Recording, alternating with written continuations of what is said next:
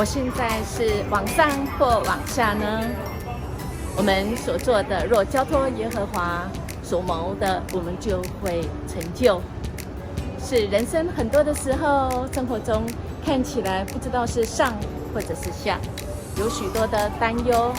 但这位我们所信靠的上帝，他说不用担忧，我们所谋的，只要交托耶和华，那么他必要成就。